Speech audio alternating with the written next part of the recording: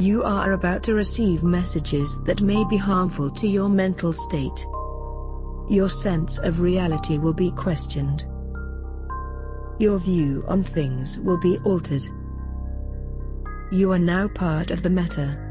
The Meta controls everything. The Meta determines what will and will not happen. You are watching The Meta Show. Okay. And we're live. And we're working. Sort of. I see that my green screen is appropriately set up there. Whatever. Look, technical difficulties have run abound today. We're not even going to deal with this today. I apologize for a late start, guys. We had a hilarious situation where, by hilarious, I mean infuriating, where my Windows 10 install was muting all of the Skype communications because it's default install and everything is terrible with the Skype interface. So that is actually not Boat's fault. Boat did not break anything. This is entirely me and my bullshit, which the crew here helpfully walked me through on fucking. So yeah, a hell of a week so far. I'm just gonna run my mouth a little bit while go ahead. Fixing tech shit. So we got a couple new subscribers or returning one. Incubus is almost at the border of 2 years. Viper 187, what up? And Poison Fury points out, rip GOTG Titans. So yeah, we've got 3 guests here today. We're going to be talking about a lot of the explosions up north. We had, at the start of the week, actually just after the Meta Show last week, we got to see Snuff and crew kill some PL supercarriers up in the Horde territory. And then, of course, last night, 5 Darkness Titans went down in flames. So we have Jay Amazingness, Asher Elias, I think they've actually been promoted now to the 22nd best FC in the Imperium. And, of course, Big Bill the Boss is joining us as a special guest. Why don't you introduce yourselves? Bill, why can't, assuming that your mic works, can you tell us a little bit about yourself and why you're here today? I'm a member of AMOP. Can y'all hear me? Yep. Yep. I'm a shit poster extraordinaire and mainly just enjoy having fun up in the North Declan area, I guess. He's being very modest. He's the guy that got everyone to go up north, weren't you? The guy that made the post and said, "Look, let's go north."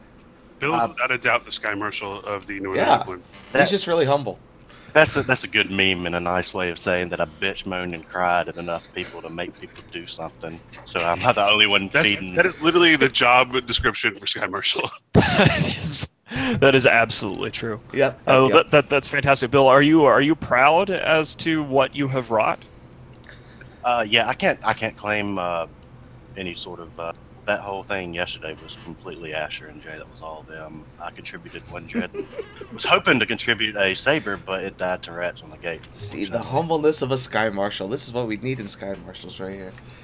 And Kunmi, big shout out to him too. He's a significant helper. That's fantastic. Well, in a supporting role, Asher, can you tell us a little bit about what happened with? Before we're going to go into the actually, we can't do that yet. No, yeah, not yet. Introduce yourself. We're just introductions as to what sort of who you are and what part you play. Asher, why don't you go next? All right. Well, you guys just heard. I was the 24th best FC, but Mitten said 22nd, so his word is law. I'm holding him to it. Yep. So he's if been I get promoted now. Yeah. If I get demoted, I'm just down to 23rd, which is still a net gain. So I'm now the 22nd best FC in the Imperium. Little known fact: the 1 through 5 slot is held by the Big Red Boat, and 5 through 10 are DBRB. So those are the top. I'm not that fat, Jesus Christ. Those are the top 10 FCs in the Imperium. Holy shit! That's how the list starts. I keep an official list. This is horrible.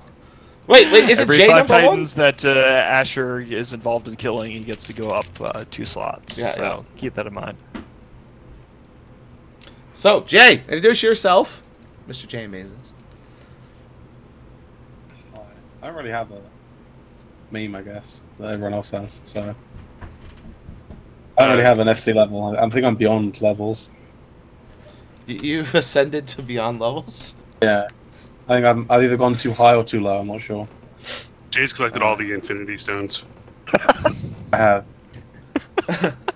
No, he's an ascended being, like in, if you ever, what's that one show I've been watching recently?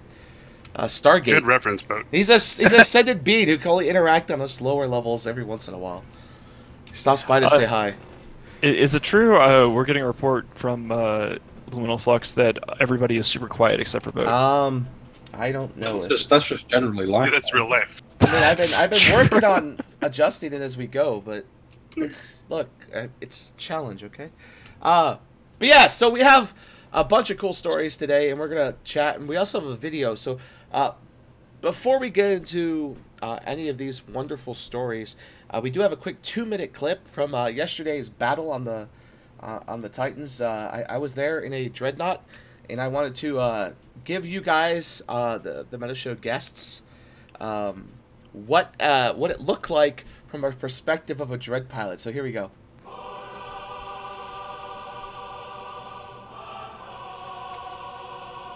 It's got audio too, which is so good. Do you want to make the video bigger on the screen? Yeah, one second.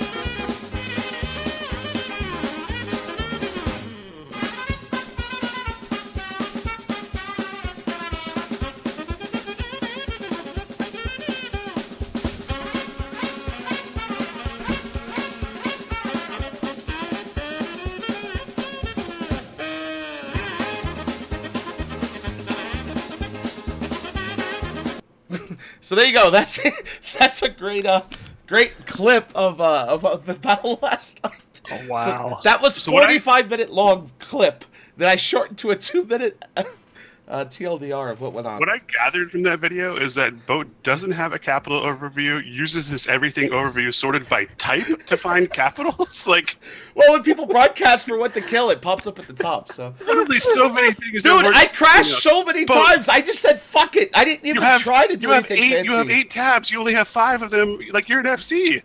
You get a capital overview tab. Get a super tab. I do get have a super capital tab. overview tab, but it's You on the do not. I wrong just saw client. it. No, You're that using client doesn't everything sorted by actually. type.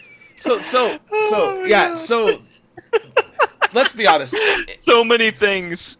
It was in so all bad. brackets on, But no, not but seriously though, last night, I went and asked everybody that crashed.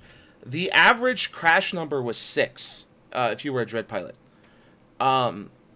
That is something that we're going to be talking about today. Yeah. So we actually have a show structure that we're going to follow. Yeah, we're going to. But I wanted to share that clip. I thought that we're going to be talking about this at the CCP police section. Is we have this patch and the instability, as you guys just got to see firsthand there, have been pretty fucking crazy.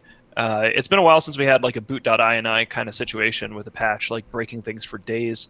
So we're going to be talking about that. But before we really get stuck in, when it comes to the big fight last night, we're going to be talking about what happened with Snuff and analyzing. Well, Snuff was involved in this fight too, but let's do it. We've got the top story coming up right now.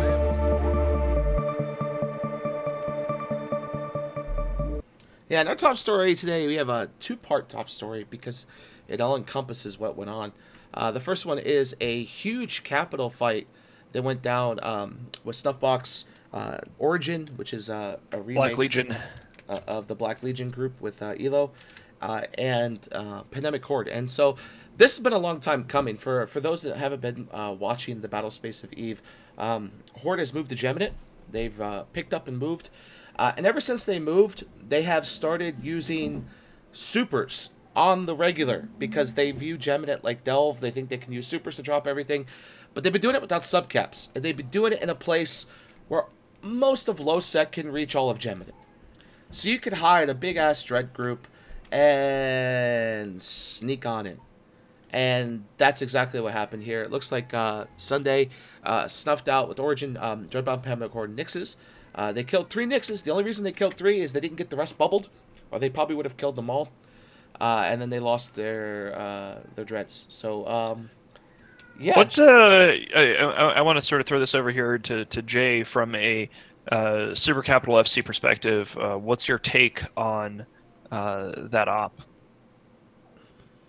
They had a distinct lack of Vaxalts. Like, they had so they're like, I guess it's their Vanguard group, which was I have mixed opinions of because of how they got those supers and whatever. But so yeah, there's this Vanguard group that were basically paid to buy supers by Goblins, and they're meant to be the elite group, yeah. And they don't have Vaxalts. That they for 20 super carriers, you're expecting like 20, 25 Vaxalts because some people might have 2. But everyone should have at least 1. Right. But we didn't see that. They had like 10 Vaxalts maybe. And so the Vanguard money went fax. to like the money from that. So for people who don't know the background, the Scuttlebutt. Actually, it's not Scuttlebutt. I think Goblins has explicitly stated this, that they took the money that Horde made from the DRF mercenary contract a while back against Triumvirate and crew. They took that money and then they plowed it into just buying supers for a handful of people in Horde, the so-called Vanguard, rather than distributing it to the people in Horde. Yeah. Then the next day, like in the same post, like in that update, this is going a bit off topic, but whatever. But in that same update, he has, with the money we got from XIX, we're going to pay for a small group of people to have supers in. To get supers for, and then like 2 lines later, it's we're having an Athanor project as well. If you have a spare ISK or a spare Athanor hull, please donate it to the Alliance so we can mine more moons. A little background story. A lot of people don't know this. Horde Vanguard was created when the Horde was about 2-3 months in. It was all these people that PL were picking out of Horde as potential people to join PL. They were put into Horde Vanguard. It's like the elite training group. And then what Goblins quickly realized is that all these Horde Vanguard people will do whatever the fuck he says. They're like the Ultra Fanatics, the Red Guard of Iran. They'll do whatever they're told. So they never got into PL, but they were stuck in this like limbo place, and they would do whatever Goblins asked. So he eventually started having them be the super group. At one point in Pure Blind, they had a whole constellation where only they could go to, and even brand new newbies were shot on sight if they even dared come in that area. So that's kind of like what the Horde Vanguard is.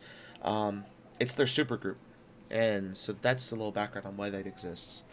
I think that I'm having memories of Suis and U4 and Syndicate way back in the day with his sort of segregated mining and mission running area in Syndicate. Yeah, but that's kind of like what this group is, yeah. Gotcha. So one of the things that is curious about this is not just that the Horde Vanguard didn't spend any of that money on Vaxalts, but the entire setup there is suspect. And when I say the setup, I mean that later in this week, Horde then anchored their Keepstar in their staging system, which is OTAC VW, right? And most of the time when people think Geminate, they think BWFCZ. Like that's the sort of the place where you base in Geminate. So OTAC VW is very curious. Aerith, of course, analyzes the geography of regions for the Imperium and selected 1DQ1 as our staging system based upon market potential and the geographies of supply. and his reaction to it was basically, "What in the ever living fuck?" That boggles the mind. Like they basically. It gets worse too. Like, for those of you, I linked the map for you. Usually, like when the DRF were focused on Geminate, they lived in BWF. It's one jump out of Losec. It puts you right the fuck there. It's easy for newbies to get in to BWF from Losec if they need to resupply. You have to go 10 jumps. If somebody camps BWF, you aren't getting the Horde staging system, right? They just camp the Losec gate. Like, there's a Keepstar apparently, according to Vinus. I'm not sure how to actually pronounce your handle there. Yeah. That there is also a Keepstar in BWF, but their main staging is in OVW. It's still a mess, though. It's like saying we have a Keepstar in one Smith. That is true. That is like saying that we have. I mean, we've like 19 Keepstars. So saying that like Horde has a Keepstar over here too doesn't really matter. What matters is where is their market hub and where are they basing out of. Yeah, it's very weird. Like, I wouldn't do that. Like, that's the weirdest system on the map to do it in. Yeah, that doesn't really make any sense at all. But basically, so they're dumb. They based in the wrong section of Geminate, and they also lost supers because they didn't spend any money on Faxalts, apparently. What do you expect to see in the future for the Geminate deployment? I'm actually going to say deployment, I guess I should say rehoming. I'm going to ask Asher about this one because it seems like Horde has moved in that in many ways has opened up all of these attacks that have happened on Guardians of the Galaxy, Slice and Darkness et al. Now that Horde is out of the way. What do you think is going to be the future for Horde in Geminate, Asher? I think Horde's on pretty solid footing. I think Geminate is a good region. Fade was too small for them. Geminate might be too big. They're going to lose a lot. What's going to be important is we get to the point here, like in Delve, is what I'm saying, is that we get to the point where we can just shrug off losses. Like, I think we lost 2 Hells today, and I don't think anyone talked about it really. Like, no one's like, oh no, 2 Hells down. It's just like, all right, what cost of doing business, right? Like, they have to get to that point because they've put themselves in a place that has sort of a centralized topography, kind of like Delve. It actually has better access to JITA, but the important thing is going to be, can they scale up quickly enough to the point where those kind of losses are not something that they worry about? That'll determine their success or failure in Geminate. That, and if I could add to that, I think it has to do with their blue, not blue. Their blue troll, to quote Quern's, status with the region. So we have a link here. This is an Asher House kill mail belonging to Snuff. They killed a bunch of stuff that Snuff anchored for just fun fights. But when they killed it, they brought everyone. They brought CO2, PL, P-Horde, NC Dot, and even XAX's group. Now, if you go look in-game, Pandemic Horde has all these people neutral. They're not blue to anyone. And that's so they can claim that they don't have this giant mega coalition. But if you look, Horde called in all their friends and said, look, we need to kill this. And you had 500 plus to fight like a 30-man Snuff fleet, which is kind of hilarious. It's actually hilarious, yeah. Yeah. So Snuff is like nearby because it's low sec, so you can easily restage for like 10 minutes and later. It's Snuff. Yeah, so they've been hitting like Geminate. They've just been harassing them with like, I don't know, 40, 50 dudes in Nightmares. And apparently the entirety of Horde can't handle that. And NC Dot, who they reset 2 weeks ago, seems to be doing like fleets out of P3EN. I've seen some scans of like fleets going out from their Keepstar there. So they're going into Vale to help Horde out on like all these timers. Well, you're seeing the same thing happen with Darkness. You have GOTG. You have a situation where we were fighting, the Northern Sigs from Imperium deployed there. We're fighting versus Horde and Darkness and then all the other people. And, they were bringing 2 or 3 times our numbers and losing every time. And only when they brought in 5 times our numbers of subcaps could they win fights. Or they had to drop caps every time. And you just saw last night what happens if you start relying on caps. So they're in the same situation where they've got more people, but they don't have more skill. And they don't have the FCing talent and all the stuff that goes into making good fleets. And GOTG is in the same situation. They're going to have to come up with a solution for how to win these kind of probes, or it'll keep happening over and over. Which I think was Boat's original point: is if you don't figure out how to handle that, then you're going to have a scenario where people prey on the weak or those that look weak. That's why I like that. It's like a trope or just a cliche that when you go to prison, you should start a fight in the first day just to establish that you're not prey. Right. And right now, Horde and GOTG both look like prey. Now, who will do better at overcoming that? I think Horde will. I think Horde's leadership is, a lot better than GOTG. I think Gobbins is a pretty clever guy. Like he's pretty over the top sometimes in his desire to emulate Mittens, and he tries really hard to fill that role. But I think his fundamentals are solid. I can't say the same about GOTG. So I think Horde will come out of this looking better. Like we should talk about it in 6 months and see who looks better at that point. My guess would be Horde. Well, yeah, that's an interesting point, which is that in many ways, I think Horde's presence, and I believe I've said this the last couple of weeks, but I think that Horde's presence in the Northwest provided such an effective meat shield for Guardians of the Galaxy, so for Slice and for Darkness, that they never really needed to develop any kind of competent leadership, because they had this idea that, since it's apparently such a thankless fucking job to be an alliance leader, they had this idea that PL and NC Dot would come bail them out, because in order to get through to Darkness and to Slice, they would have to go through Horde. Now, it's true that in the most recent fight, of course, NC Dot did turn up, and I think that you will see. Yeah, we'll talk about that in a second. We're going to get there in a second, but I think that from a broad scale geopolitical perspective, Horde moving to Geminate really leaves Guardians of the Galaxy exposed. Well, I'm interested in what Bill thinks about this, because he's been on the forefront of the cultural battle, and it's something that he really likes. So Bill, what do you think about, especially about culturally, the differences between Horde and GTG? First of all, who's the FC for their side last night? I didn't. His a no name. I looked him up. I tried to message him. He wouldn't answer. I've never even heard of him before. I think once the caps started falling, I think Riot Rick stepped up and started making the calls. I mean, unironically, he's the only one who I've seen any sort of home defense up there from at all. It seems like he takes some pride in his actual alliance. Sorry to step on you there. Yeah, well, Rick too. He's also Australian time zone, so it's really weird for him to play.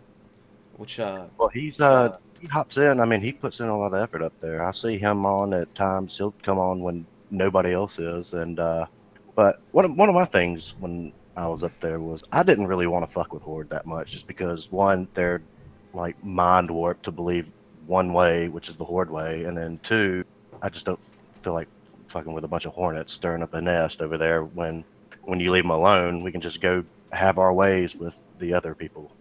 If that makes sense. That does, yeah. And I think that Horde will definitely come out ahead in this. I mean, they'll definitely excel versus GOTG, who I'm betting will collapse in probably 5 months, maybe 6. I guess it's going to be an open question of maybe they'll just keep reforming into sort of weird, shitty little renter alliances as pseudo NC pets, because the most natural people to take the North back would be us, but Delve is just so much better space than the North that there's no real point for us to do that. That's the thing about Horde. So Horde's position too, if a lot of people don't notice this about Geminate, and they didn't look at this, is when they were in Pureblind, you had to double jump to drop on them. You couldn't drop dreads directly from Lowsec straight into their home. Almost all of Geminate can be hit from Lowsec. You could drop dreads on anything there. So if Horde's doing something stupid, like they were with these super carriers, you could have dreads on you in a moment. Whereas you'll see dreads coming in the pockets that they lived in Pureblind. It was very defensible. Like when we hit them, for 6 months with the constant bomber harass on their Keepstar and the stuff we did during the last war, it made it real easy for them to retreat into these little pockets. You can't do that in Geminate.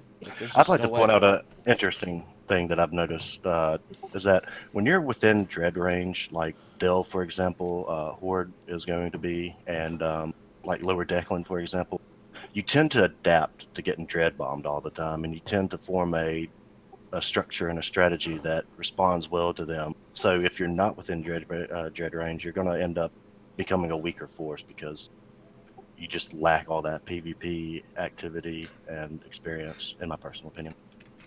That makes a lot of sense. I mean, one of the things about Delve that's nice, is that you can always be dread bombed. NPC Delve is the source of many dread bomb over the years, and in general just keeps everybody on their toes. It's when you, I hadn't really thought about that, but in the past we've put alliances that needed to harden up in terms of PvP when we've been like allocating space back in the CFC days.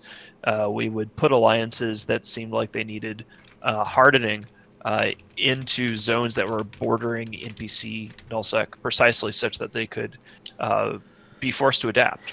And it worked out really well in the cases of Lawn.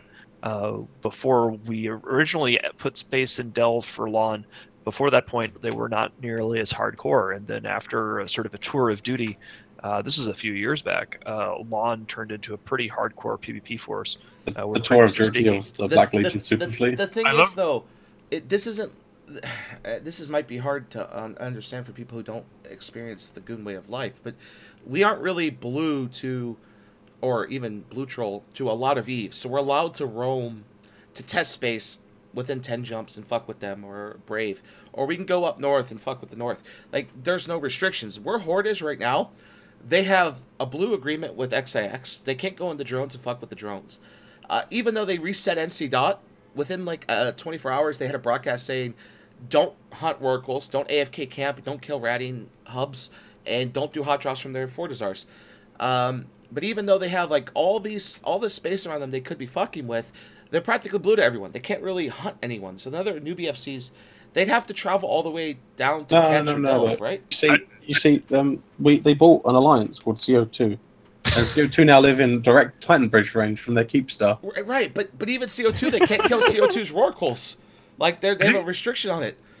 But you look at this real quick too. It's like, so you have these restrictions, and then they're constantly getting hit by guys like Elo Knight and Snuffbox. Elo Knight ain't no joke as terms of FCs. He hasn't played in a year. Or Snuffbox. Snuffbox is pretty damn competent, right? And you have these newbie FCs who are having to deal with those people.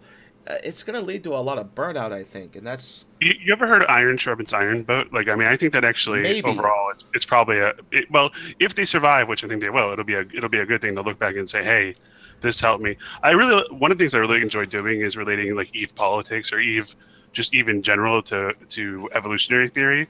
And there's this thing called Foster's Rule. It's about island gigantism or island dwarfism, where animals sort of evolved to fill roles. Oh, yeah. And what Bill was talking about was really interesting about how people that are in range of dread bombs adapt structures that help them deal with dread bombs. You've got these really weird animals that were on isolated islands where usually birds started to fill roles that normally like mammals would fill. And as soon as something got introduced to an island, like a goat or a cat or whatever got introduced, the bird would be extinct within 50 years because they were worse at doing it. They just were the only ones there. It's the exact same thing in Eve. If you put yourself somewhere super safe, like Branch, you rot. You don't get stronger, you get weaker. That is really true, and we've seen that time and time again. I'm just going to be imagining Darkness as like a really awkward Kiwi that needs to have protection against like rats. I was thinking a dodo. Dodo would be a better one. Hey, we do got to get to the next story. That's a good point you bring up, Darkness, because we're going to go on to story number 2. And story number 2 today is an architect of destruction. You saw the video a little bit ago. We had a lot of bugs, crashes. We'll get to that, why that happened later. But this is what went down. 5 Titans died last night. I was there to Dread. There was all of us here pretty much. I think we're in Dreads except for Mittens, who doesn't log in. But all of us had Dreads in on that. I was watching Black Panther. Dude, I even saw Merkel-chan there in a Naglfar. Like, he was on comms going, woo! Merkel-chan logs in a lot more than I do. Yeah, Merkel-chan flies around. He flies in my subcamp fleets. And it was pretty cool to see Merkel-chan talk in his Naglfar and see him on kills. But so what happened that led up to this? I mean, you talked about this a little bit here and there offside the show, but Asher, or even Bill or whoever wants to talk. I mean, I know all three of you were a part of this. What was the lead up to this? Well, back after Hakonen, I moved some dreads up north, and I started feeding. And I said, "Hey guys, they're dropping supers on me," and then it kind of snowballed from there. Yeah. Then- So, go ahead, Bill. Well, it mainly turned into like I was just fucking persistent about it. Honestly, I just kept on and on and on and on. Finally, I got some attention from Zungen and then Kunmi, and then Asher was like, "Oh, this looks like fun." And then I'm trying to be tiptoe around exactly what I can say and what I cannot say, but I think Asher has a better idea on what he can say. So this more recently happened, like the actual Titan bomb. We've been up there for, I don't know, Bill started to get up there around October, and I think it started really rolling in We'll start making fun of him right in October because he kept feeding dreads. That's true, but he got up there in October, and the ball really started getting rolling sort of mid-November. So we've been there a little while now. The Black Ops skill board, which we used to keep track of our kills, just went over 3 trillion killed in the north. So that's really impressive. But this particular fight happened because, like I told you, these guys, they can't win subcap fights even with 2 times the numbers. They just lose them every time. And they drop caps to bail them out, but sometimes even with caps, they lose. So they've been dropping supers a lot. And, like I said, if you drop supers, you better have a plan on how to defend them. And their plan clearly was not as good as they would have hoped. Yeah. I'm just pretty amused by the entire thing. I mean, this morning was kind of funny. So, like, I went out last night. Normally speaking, it's very odd to be completely out of touch, but in this case, like, I went to see a movie, and then I came home and I passed out. And I just assumed you were at a techno goth cyber watermelon club. I wish. I mean, that would be on the Saturday of the month, but Okay. not last. Of course, it was Friday night, so I was out just to go see a movie. But yeah, no, it was interesting to come back. I really like the fact that the losses are focused on darkness, and I think the fact that NC, like, one of the critical points on this fight, I don't think we've got into this yet, is that NC Dot did turn up to, quote, bail out darkness, unquote. With this group of blue trolls who are totally not one big blue donut. But what was interesting is that NC Dot basically showed up and positioned themselves on the field, not to save the last Darkness Titan that they could have saved, but NC Dot turned up to just try to whore on as many of our dreadnoughts as they could. Right. Yeah. The final Titan was, I don't remember the percentage, but we knew NC Dot. We had eyes on them. About 10%. Yeah, and we knew that they were ready to come in, and we're like, "Ah, man, I'm not sure we're gonna get this. Let's just keep trying." And then, but we were like, "Yeah, they'll probably come in and save it." And then their Sino goes up, and they start appearing like 130 kilometers off of us, and we're like, "What? Yes! Oh yeah, they're not gonna save it. They could have dropped. They could have easily dropped in, repped that Titan, and kept it alive. But they didn't want to risk their things. I guess it shows you what darkness means to them." I actually, when I saw NC come in, it looked like, to me, more like they were trying to neutrally third party on the fight. Yeah. So an interesting thing is, I think we started the 6th Titan. It just got into armor. It was an Erebus. Right as they started firing off their DDs. So we had gotten through that 5th one. So I don't know if they could have saved it. It would have been close because of tie-dye. But the thing about the fight, so let's give a little quick rundown of what happened for those of you wondering why we're just making fun of GOTG. So it starts off. Wait, but I want to address this guy in chat. He's sorry. I mean, there's 545 Bill versus 425 Bill. Oh no, we're gonna get to that. Hold on. Don't. Okay. I'll let you do that in a second because I got a Reddit post and everything. It's gonna be great. We'll get to that. We're gonna mock that guy in a minute. Well, I mean, he's got a reasonable point. He's saying it's no, GG he doesn't. sides. We're gonna mock him in a second. Hang on, we're getting there. Okay. We haven't got there yet. There's a great Reddit post about this, and Corin. You got 3 minutes before we go into subscribers. Yeah. So big fight goes down. What happened was the glorious people of the North, Big Bill, Asher, Jay, they dropped 4 Retaros. The plan was to slow over the last month is force GOTG to have to win with supers. It's a tried and true tradition that goons only have subcaps, and these guys have to bring supers to win because they can't match subcap numbers. It never has happened. So they've been bringing supers and titans, but not a lot of facts. But Last you're night, saying that wrong. They can match subcap numbers. They have twice our numbers. they just always, can't win usually more. with subcaps. Okay. There you go. So as you do with titans, as you sino them in, they bounce. They had long range guns. They were gonna shoot the Beta Del that was anchored by Asher's group. The Imperium had two fleets on grid, Ishtar's and Ferox's. It was kind of glorious that that situation got there. For those that want to know how the Feroxes managed to arrive, this is do you want me to share it? You told me to share it. No, it's no. No, okay. We won't share yeah. that. At first, I was asked to share something. Now we're not going to share it. So just forget that. Anyway, we had two subcap fleets. Titans bounce. One of the Titans bounced pretty far.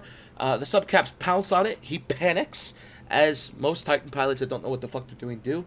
He panics, lights a sino, screams for help. Newbie FC, of course, goes, "Oh shit, this Titan's in trouble. I gotta save him." Brings in all the faxes, but they didn't have any faxes for their main blob of Titans, which then proceeds to be dread bombed like 70k away. That one Titan with all his faxes is completely ignored. They lose 5 Titans. 225 dreads were dropped, 56 carriers and some fax.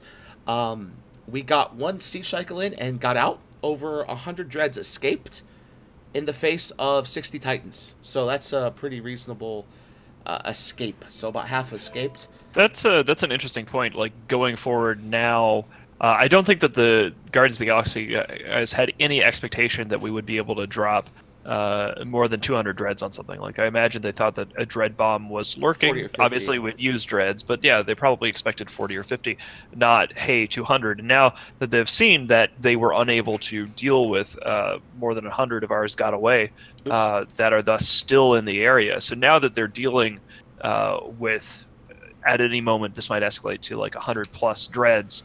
I wonder if that's going to change their behavior. I doubt it, and here's why.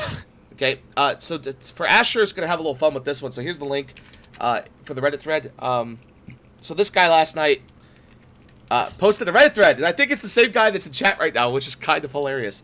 He says, the comment is, Goons kill 5 Titans, a day after someone smug posted about Goons being able to be bad at dread bombs. And then this Death Ray guy goes, and we killed 120 dreads, 22 carriers, 6 fax, and about 500 other ships. It's still counting. We're amazing. But what he forgets is... TG legitimately think that they came out on a better footing after this engagement. It's that, if you remember this, Mittens, it goes back a long way. They've been doing this for 10 years. It's the, we killed more ships than you, even if their value is dog shit. Like, remember they used to kill hundreds of our Drakes and smug posts about how they kill the Drakes, but they would lose like a fleet of Zealots, and it was like, oh, we killed 500 ships, so we won. One of the it's that things same that- thing here. Yeah, one of the things that You haven't explained why it is. though. really I'm gonna get Okay, this because thanks. there's been a lot of talk, but nobody's actually hit the point. So when you're deploying dreads in this capacity, they are insured. They're suicide dreadnoughts. They're expected to be lost. There are 2 levels to this. One is you can't insure Titans effectively. Titans are a massive loss, and with dreads, you sort of crunch all you want, will make more kind of thing. So dreads are much more rapidly replaced. They don't have to be built in a what used to be a super cap assembly yard. You don't have to like produce them in a Sotia or anything like that. You can just crank out more dreads. That's point 1. So insurability and the replaceability. The second point is in this operation, you saw the losses of the insured suicide dreads were distributed across the entirety of the Imperium and associated allies that are not members of the Imperium but that are working together on this op. And we are actually going to be giving them all a bonus. I announced this at the Fireside earlier today. We're so pleased by this sort of group of friends working together to kill these guys that we're going to hand out about $1 billion ISK for every capital ship, carrier, and dread that was lost on this op by our allies and friends. Just a little high five extra bonus. But the big thing here is the losses on our side were distributed against the entirety of the Imperium. The losses on the enemy side, 5 Titans to Darkness, that's like he's got to make a GoFundMe, Sword Dragon. Like, I did the math on this.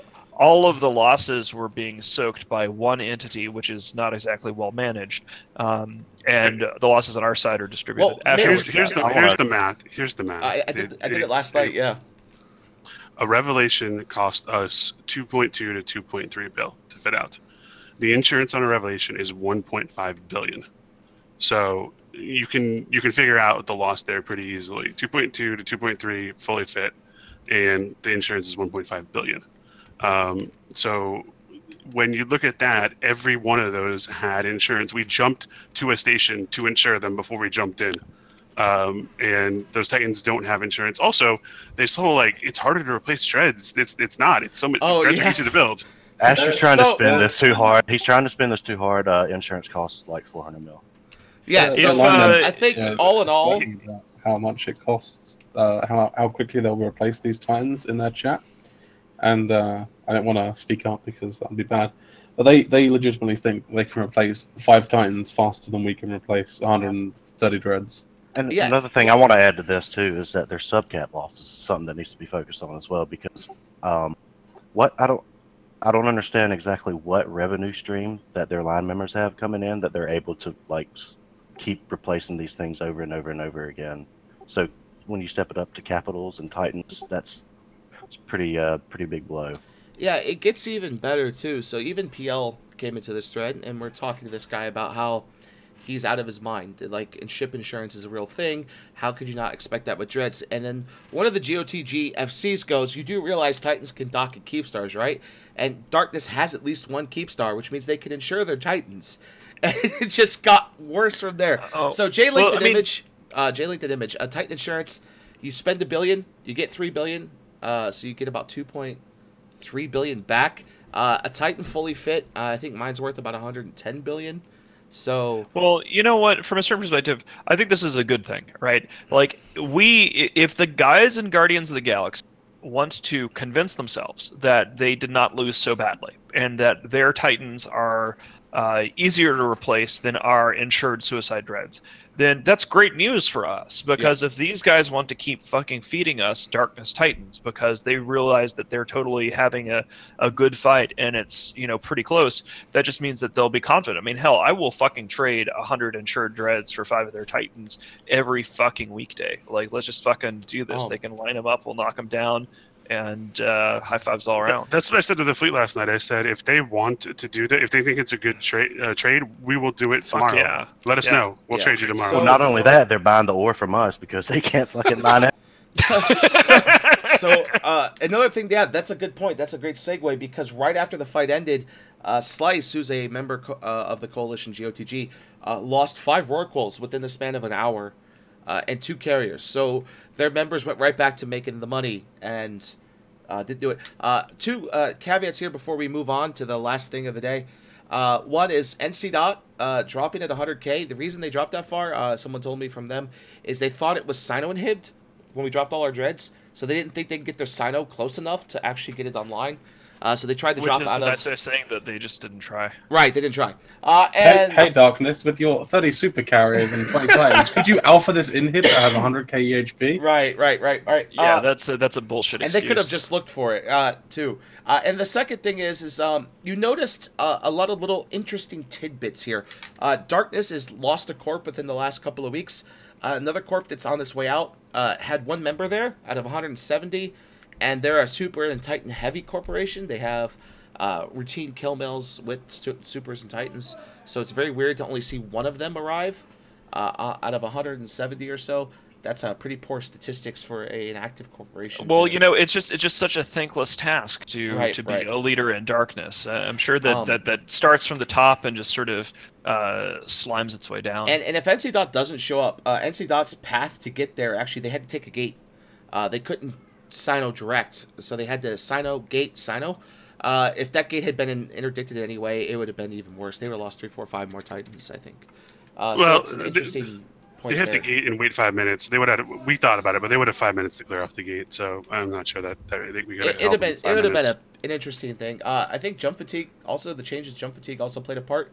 Half of the Goon fleet had to jump next door and then jump back in, and with the jump fatigue phases. Who cares about jumping 3, 4, 5 times now? Thanks, CCP. And That's with good. that- I mean, if that did play a part, and we're seeing more action that's worth talking about in the game, then God bless. And with that, we segue Spot into bless. our last click of CCP, please. Please, sir. I want some more. And then we, as we move into CCP, please, we got a link here. This is from a CCP post, and it's a quick status update after the March release. It's bad. Eve is Spoiler. to quote Sort Dragon. I some inside knowledge here from Darkness. He's already claiming that he's going to use his inside contact information to get a hold of CCP for reimbursement of the Titans, due to the fact that local didn't load. Local's been having a problem for a couple of weeks now, and Sort's already claiming he's going to try to get them reimbursed.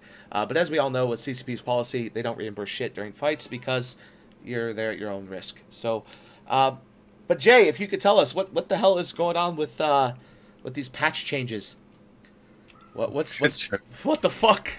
Okay, shit show. Okay, details.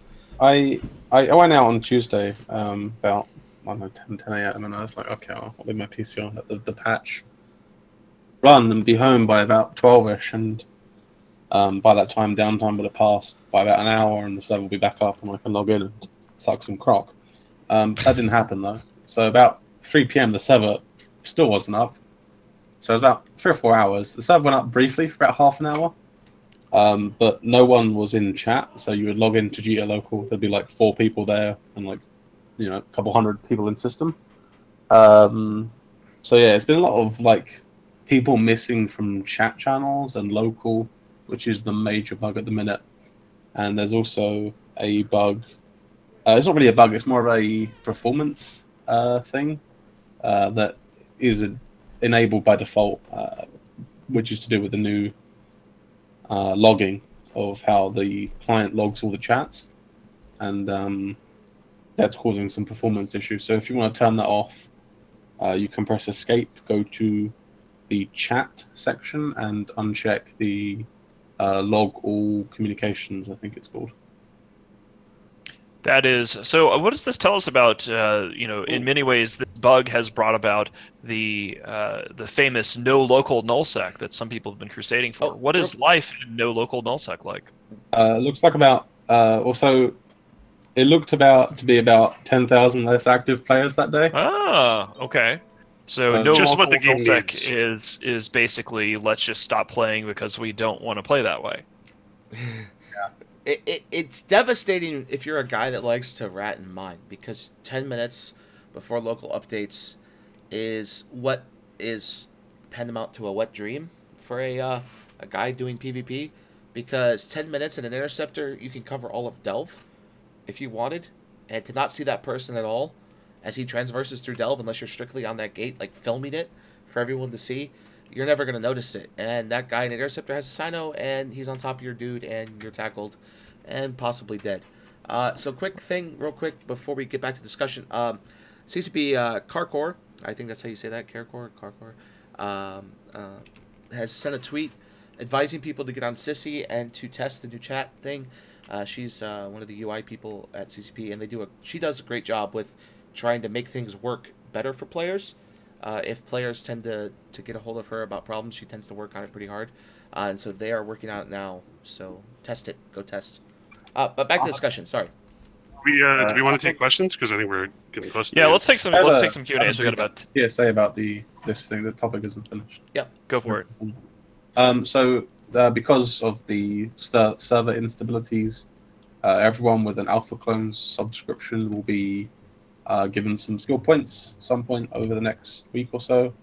Let me link the article for that. Yeah, I linked it. In the You mean chat. Omega? Oh, you did? You said Okay. Alpha. Yeah. Oh, yeah. Everyone that was an Alpha, an Omega, will be gifted some skill points because of the inconveniences. There's another little hot fix that I posted about too. Okay, so we do have a question that says, what about fail cascading? They are not fail cascading as far as we know.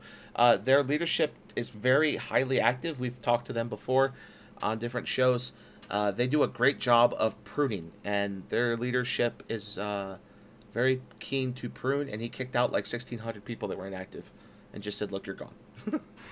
So that was that. Also, someone in chat one of our wonderful subscribers. Thank you, subscribers, all the people that subscribe and resubscribe. They actually have to be because we're I know, subscribers. but he points out that Darkness has lost 5 corps this month, just short of 600 people have dropped out of Darkness, 2 of which went to NC Dot.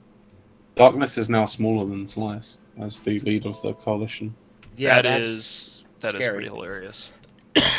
Yeah, I do wonder, like, how morale over there has got to be, because if people are moving between Slice and NC Dot is taking in so many people, which is interesting. The fact that NC Dot has basically said "fuck it" to being an elite organization is just like hoovering up bodies, is really kind of a change for them, and we've seen that over the last 6 months to a year. Is just surprising numbers over there. But why, if you can be in NC Dot, why should you be in Darkness, basically? And yeah, that we've seen more. Like if you look at Dotland here, a quick link. You see Darkness losing people, Fraternity, Cavemen, whereas Mortis Angels and Pandemic Horde have gained people in the last 7 days. Like, if you're choosing to go to Mortis Angels or MOA over the leader of your coalition, that'd be like people leaving Goons to join AMUC. Like, I think Goon there's a probably, Ritter Corps. right? Like, holy fuck. Like, who in the fucking right mind would leave the main corp of Goons to go join, like, a random corp in the coalition just randomly? You know, that's just weird to me. probably because the main corp in Goons is really poorly run. And Casey, Yeah, I just like I don't understand. Like, why would you give up that? That's where I see the Darkness change going. The only upside of being in Goonwaffe is I'm never going to enter my ESI, and if someone wants to kick me, they won't be able to find me. Exactly. Yeah. Wait, like wow, that's- I never thought of that. Fuck, I had to go Yeah, update all mine. Goonwaffe is like the most lazy of corporations. Though we did double SRP today, which is nice. Yeah, thanks But to that other guy than that spams you like crazy. If he hadn't done that, we wouldn't had our double SRP. So thanks to that guy. Great job, Alec. By the way, shout out to you. Do we want to do a couple questions? Yeah, if we got we have take time. some questions from chat. We've got about 5. We're gonna go for another 5 minutes or so because we got started about a bit late due to all of the Skype madness that I was dealing with. Yeah, so while we're waiting so- for questions, quick notice here. PL has gained 10 more systems this week in Providence. Providence is pretty much all but done for PL. Looks like the capital systems are gone. So You saw the economic report where like Providence moved everything out. oh yeah, it's the thing they always do. They move everything to LoSec and then wait for the people who take it to get bored, and then go take it all back. I'd kind of forgotten that the Providence thing was still happening. Thanks for the link there, because that's Yep, there it is. that's kind of interesting. I think it's. Oh yeah, I don't know if they've been using fax hackers the entire time to just like Yeah, they have. grind They through have. crap. Okay, yeah, because so we haven't really needed to test the damnation stuff. yeah. CVA Providence has is such said like that. Providence is just such an easy target. You think PL should like deploy to fight someone a little tougher? I mean, They tried you know, to fight like- Test. They had to leave. That's why they went to Providence to begin with. Yeah, oh They yeah, couldn't you're right. handle I forgot about brave it. newbies. They did try that. What part CVA, of we New Vegas am I most looking forward to? I'm the part where we stay at the Cosmo this year and not at the Link. And Yes. yeah, that's that. Cosmo's Comments amazing. about- I recommend it. Cosmo is fantastic. So this is a question that might work towards Jay, Asher, or Bill. What do you guys think about NC Dot being plus 10 to CO2 of all people? I think CO2 is. I think we'll see them recover pretty decently, especially from everybody jumping ship at Darkness over to them. CO2 has never been able to function on their own. As soon as they were independent, they immediately started just it was like a slow motion old person falling downstairs, and like they have to have some teat to suckle on. And I don't know if GigX is aware of this, but it is 100% true. The only time they thrived was when they had us watching over them to like make sure Clean up after his we mess. could bail them out, and financially and militarily. I And don't the see same them- thing for Test. And so like if I don't know if that's true, but if it is, then that's a really smart move on their part because they cannot live on their own. They're like I don't see them recovering financially. Bill points out they're going to recover financially. How? These guys couldn't manage their finances when we gave them how many 64 R64s to play with as part of a coalition? They got embezzled from. They never going They to were get so that, embezzled, it was ridiculous. right. They ain't going to get that kind of money from NC. NC ain't going to give up any money. They're going to be able to. Oh fuck that. But the other thing too is CO2. I don't think that they were dying. And Marco Porcio Caton, I should say, says Marco Tokyo. Sorry, go ahead. Sorry, Marco Tokyo wasn't CO2 dying before they joined the CFC. No, that's not true. CO2 was doing pretty well. They were a very small but active, mostly Serbian like Losec group when we took them under our wing. And then I think that the point that was just brought up is accurate, that essentially the coalition structure of the CFC allowed CO2 to grow into this extremely aggressive herf-blurf culture where Gigex sort of beats his chest and makes it all about him. But then we would basically, our diplomats in Corps Diplomatique would essentially constantly be cleaning up after his messes, trying to assuage ruffled feathers and stuff like that. The moment that CO2 went independent in any way, they got turbo fucked by the entire game. And also the other thing is that Gigex can try to run his alliance remotely. I mean, I don't really log into EVE, and I spend all my time when I play the game leading and managing Goonswarm. But Gigex's gimmick was always being the fleet commander. He did everything himself by logging in. So I think people are assuming that if CO2 gets lots of attention, CCP will unban Gigex and everything will be hunky-dory. But that's not going to happen. So they're just going to be prey. Another thing about CO2 a lot of people don't realize is how much work Gigex did. Now, Gigex embezzled a lot. This is a confirmed thing. He took a lot of the money that the Alliance had and was spending it for himself in real-life funds. But in the case of that is the guy was doing the entire Alliance's jump for to work, up to 8 at a time. He was handling all of their FCing duties on big ops. Back when they were a small group who harassed the North and did dread bombs before dread bombs were a thing and played like that, it worked great. They had the money from Alliance tournament wins in the Gigex's pocket. But when Gigex got banned, they lost all that money. All that stored shit gone. It wasn't stolen by... hey guys, as we were talking about this, another corp just left GOTG and joined CO2. oh yeah, that's right. A lot of corps have been leaving GOTG to join CO2 also. I think it's because they get... I mean, if you're in Guardians of the Galaxy and you're like rotting on the vine, joining CO2 is a good idea if you just a lot of to Radin that isn't getting actively turned into a smoking hellscape. I mean, if you're not going to get any good SRP anyway, right? Like why? Right.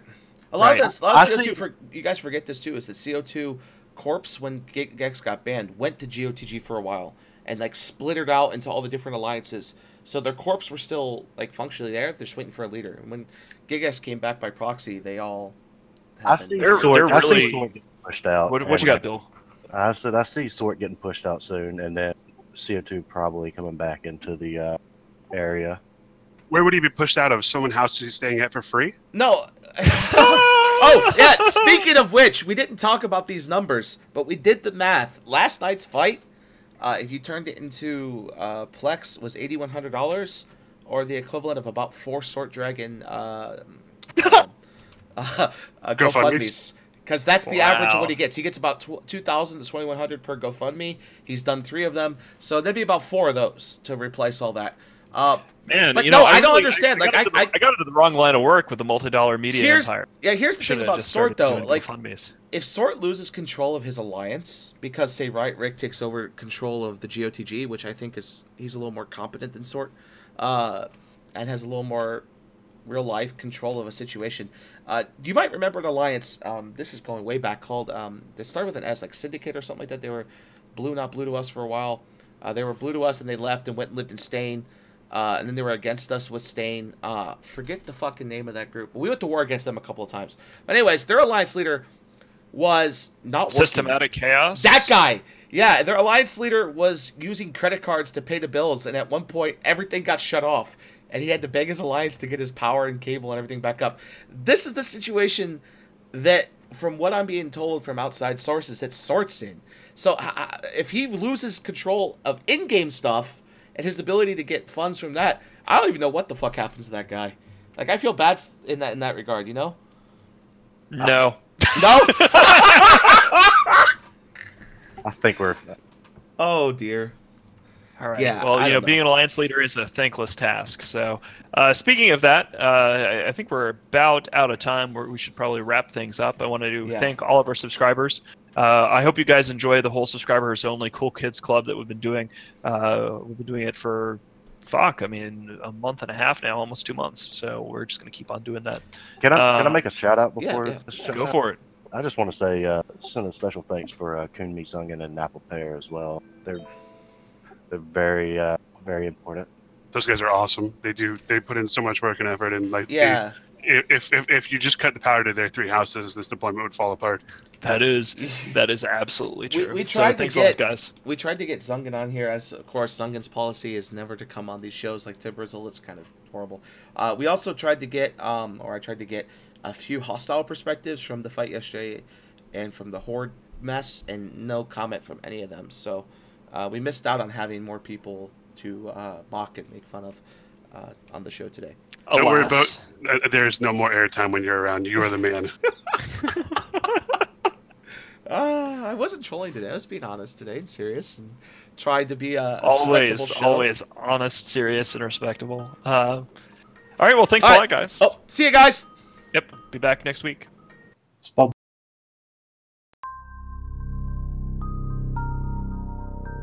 You are about to receive messages that may be harmful to your mental state. Your sense of reality will be questioned. Your view on things will be altered. You are now part of the meta. The meta controls everything. The meta determines what will and will not happen. You are watching The Meta Show.